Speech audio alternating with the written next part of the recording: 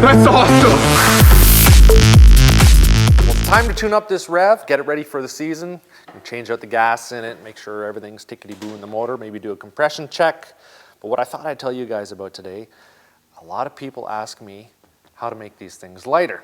I'm going to tell you how to do that. I've had a lot of experience trying to lighten up sleds, because when you lighten it up, it goes faster, relieves more power, and makes a big grin on your face at the end of the day. So you have a lot of fun. So I'm going to tell you how to lighten this up. The first few mods are pretty cheap, but it starts to get more expensive, so beware. Now the first thing you can do, and the cheapest thing you can do, it's right here. Lose some weight. I know it sounds bad, but lose the weight.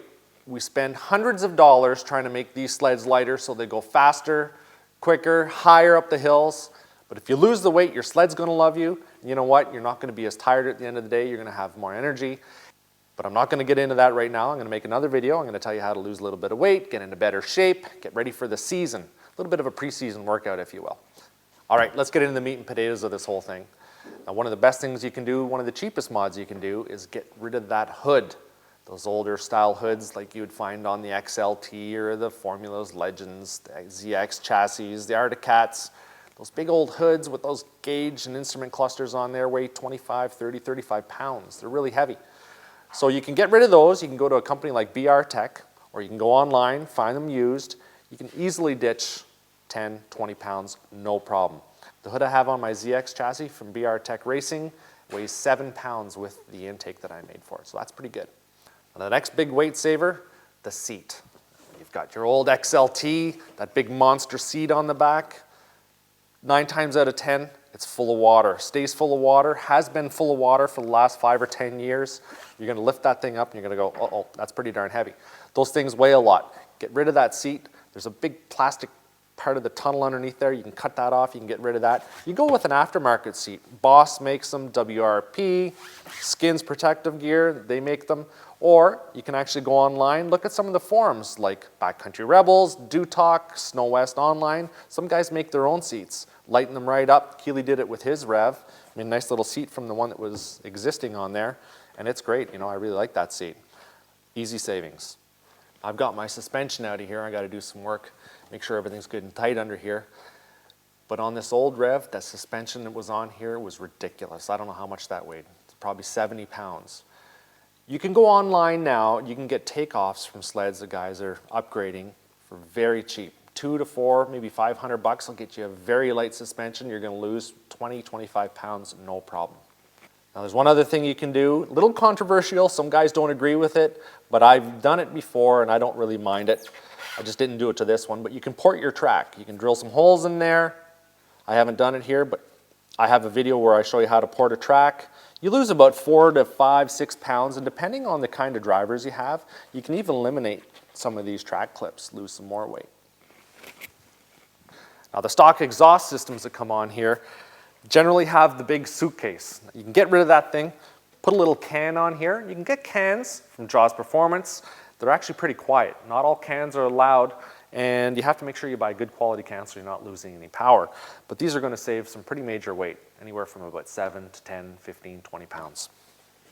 Now if you have an older sled, it has mechanical reverse, there's a lot of parts on there you can get rid of. You can get rid of those heavy gears, but you're going to lose your reverse.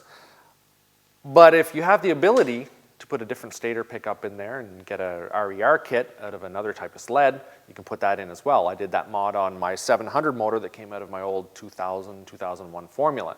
I put RER on it, lost all kinds of weight. Now putting this belt drive on from C3 Power Sports, that saved me about 6 or 7 pounds. Don't have to have that big heavy oil in there, trying to turn that gear oil on a really cold day. It's not there. This thing spools up a lot faster. But mainly, it's shedding a lot of weight. And while we're here, check this out. That's a drilled rotor. I had these holes drilled. It's a more lightweight rotor, and you can actually get them even lighter than this. SLP makes them, I believe. If your sled has a lot of openings in it, a lot of openings that allow snow to get in, that snow accumulates, turns to ice, starts to build up in there, and you're carrying around all that extra weight. Put some vents on. Make sure you cover them here with this type of mesh material. Keeps all that snow, all that fine powder from getting in and clogging up your sled and adding all that extra weight.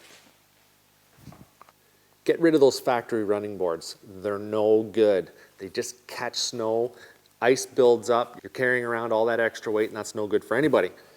Put a set of custom running boards on. Several companies make them. You'll want to go with something like this. All the snow just falls right out, and there's a lot of good traction on there for your boots. I get to stand up in the back, nice and wide. Those are a great addition to any sled.